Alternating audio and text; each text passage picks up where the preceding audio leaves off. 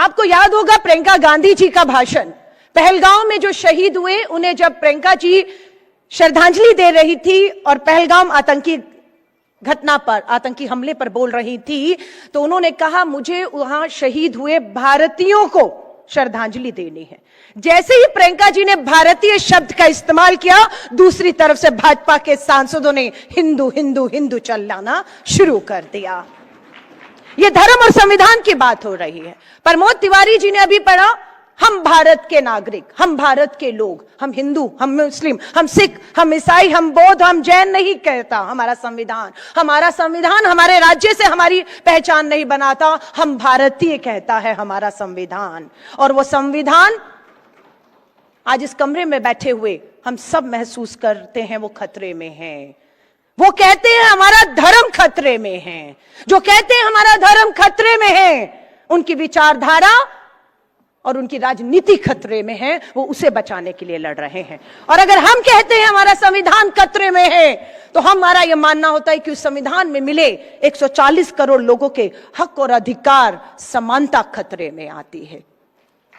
आज हम भाग्यशाली हैं कि हमारे पास एक ऐसा नेता है जो निडर है, एक ऐसा नेता है जो न्याय के लिए लड़ रहा है, और वो नेता का नाम लोकसभा में नेता विपक्ष श्री राहुल गांधी हैं, जो संविधान की किताब हाथ में लेकर उस संविधान में मिले हक और अधिकारों के लिए बात कर रहे हैं, जातिगत जनगणना की बात करते हैं।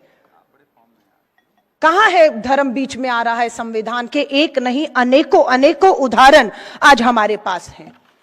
बिल्किस बानो का मामला, गुजरात में लंबी लड़ाई बिल्किस बानो लड़ी, 11 सामूहिक बलात्कारियों के खिलाफ लड़ी। क्या हुआ? होनी तो फांसी चाहिए थी दोषियों को, लेकिन होती है उम्र कैद की सजा। लेकिन उसके बाद क्या होता है? संविधान ताक पर रख दिया जाता है, कानून ताक पर रख दिए जाते हैं, और 11 के 11 बलात्कारियों को रिहा करके उनके गले में हार डाले जाते हैं और तमाशा बनाया जाता है कानून का। लेकिन सलाम करती हूं काले कोट में आए सारे वकीलों को, सलाम करते हैं उच्चतम न्यायालय को, उन जजों को जिन्होंने झुकना नहीं स्वीकारा और फैसले को पलटते हुए वापस बिल्किस बानो के 11 बलात्कारियों को जो है अंदर ठूसने का काम किया।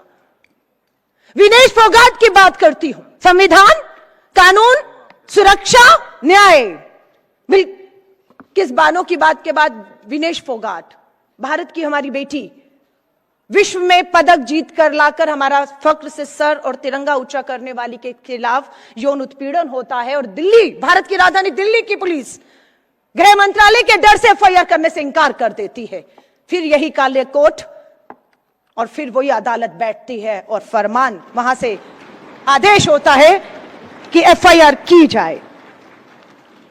मैं एक वीडियो भी आपको दिखा रही हूं कि कहां ताकत सत्ता की और कहां कानून और संविधान आमने सामने खड़ा होता है, और वहां हमारा नेता चीख कर कहता है। मामला है कर्नाटका के सांसद प्रज्वल रेवन्ना, जो हासन से मास रेपिस्ट, लेकिन उसके लिए प्रचार करने देश के प्रधानमंत्री उतर जाते हैं। सत्य और असत्य के बीच में फर्क नहीं कि प्रधानमंत्री खड़ा है, प्रधानमंत्री उनके लिए वोट मांग रहा है, सत्य क्या है असत्य क्या है जनता को समझ नहीं आ रहा। और दूसरी तरफ श्री राहुल गांधी जी ललकार के वहीं पर उसे बेनकाब करते हुए दिखते हैं, और फैसला आता है कि प्रज्वल रेवन्ना दोषी करार दिया जाता है और उसे सजा देने का ऐलान होता है। वो वीडियो मैं आपके सामने जरूर रखना चाहती हूं कि कैसे देश के सर्वोच्च पद पे बैठा एक शख्स संविधान और कानून की धज्जियां उड़ाता है, उस आधी आबादी को न्याय से कोसों दूर ले जाता है, और वहीं श्री राहुल गांधी जी अड़े रहते हैं इस न्याय का हक मिलने तक, उस लड़ाई को हमें लड़ने के लिए कहते हैं। मैं एक वो वीडियो है जरूर कहूंगी उसे चलाइए, मात्र 1 मिनट का वीडियो है, जहां पर प्रधानमंत्री नरेंद्र मोदी जी प्रज्वल रेवन्ना मास रेपिस्ट के लिए सरेआम सब कुछ जानते हुए वोट मांगते हैं, और वहीं श्री राहुल गांधी जी अड़े रहते हैं।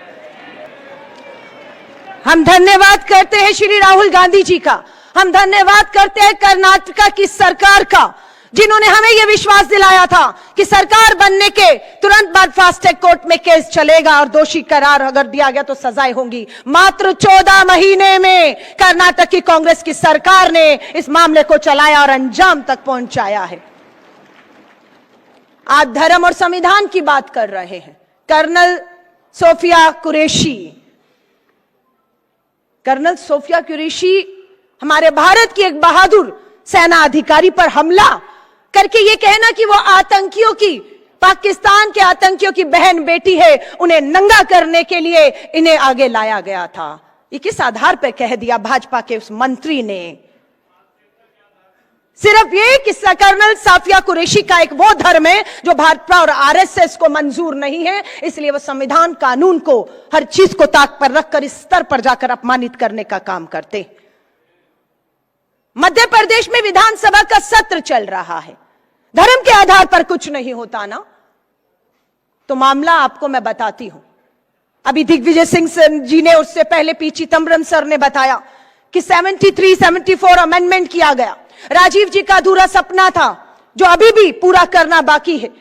महिलाओं को 33% आरक्षण दिया। 15 लाख महिलाएं आज देश में पंचायतों में, नगर निगमों में पंच और सरपंच हैं। उसमें एससी और एसटी की महिलाओं को अधिकार मिला, जिसकी बात को आगे बढ़ाते हुए श्री राहुल गांधी जी कहते हैं कि ओबीसी महिलाओं को भी अधिकार मिलना चाहिए। आरक्षण तो मिल गया, सुरक्षा? मध्य प्रदेश की विधानसभा में कांग्रेस के विधायक का सवाल पूछा गया कि मात्र 2 साल 2022 से 24 में कितनी बेटियों के साथ बलात्कार हुए? जवाब मिलता है 7,418 7,418 बेटियां, और ये बेटियां सभी की सभी एससी और एसटी समाज से आती हैं, दलित हैं, आदिवासी हैं। 7,418 बेटियां, हर रोज 7 बेटियों का जो एससी हैं, एसटी हैं, आरक्षण दे दिया, लेकिन सुरक्षा देने में यह सरकार पूरी तरह से जो है वो फेल हो रही है। मैं सिर्फ आप लोगों से यह कहूंगी, फिर वही अपनी चर्चा दिग्विजय सिंह जी से मैं पूछ रही थी कि एक समय था आरएसएस खाकी निक्कर में और काली टोपी में दिखता था। उन्होंने कहा वो अपनी पहचान को जो है बहुत खराब हो चुका है, उसे बदलने की कोशिश कर रहे हैं। काली टोपी कम दिखती है और हाफ पैंट फुल पैंट में बदल गई है। लेकिन यहां पर बैठी ये भी कह रही थी कि उनकी काली टोपी से लड़ने के लिए हमारे काले कोट के वकील पूरी तरह से उनकी विचारधारा, उनकी सोच पर प्रहार करने के लिए मुस्तैदी से खड़े हैं। अभिषेक सर, मेरा समय पूरा हो चुका है, लेकिन मैं आपकी पूरी टीम का तहे दिल से धन्यवाद जरूर करना चाहूंगी। अभी 21 जुलाई को जब लोकसभा का सत्र शुरू हुआ तो अखिल भारतीय महिला कांग्रेस ने तय किया कि हम संसद का घेराव करेंगे, और पहले ही दिन हम लोगों ने न्याय और सुरक्षा की मांग पर घेराव तय किया। आप मानेंगे नहीं, 21 जुलाई सुबह 9:30 बजे 24 अकबर रोड के गेट पर हम खड़े थे और दिल्ली पुलिस ने हमारी महिलाओं को घसीट के अकबर रोड से सुबह 10 बजे से पहले वहां से उठाकर हमें हिरासत में ले लिया। 8 घंटे शाम को 6 बजे तक हमें नहीं छोड़ा।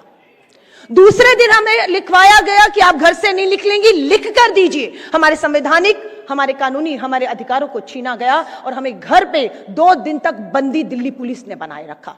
लेकिन धन्यवाद करती हूं सर मोहम्मद अली खान जी का और आपकी पूरी टीम का, लगातार हमारे संपर्क में रही और जितने भी एफआईआर मामले बनाए कोर्ट में टिक नहीं पाए, आपकी वकीलों की टीम ने, आपकी फौज ने उस लड़ाइयों को जीता है। उसके लिए व्यक्तिगत तौर से भी मैं अखिल भारतीय महिला कांग्रेस की तरफ से यहां पर देश के कोने कोने से उपस्थित हुए हमारे न्याय योद्धाओं को जो है सलाम करती हूँ। जय हिंद, जय भारत। और ऐसी खबरें देखने के लिए सब्सक्राइब बटन को दबाएं, फिर बेल आइकन की घंटी दबाएं। अपना भारत को बचाने के लिए बहुत जरूरी है। हर खबर को शेयर करें, लाइक करें, कमेंट जरूर करें। शुक्रिया।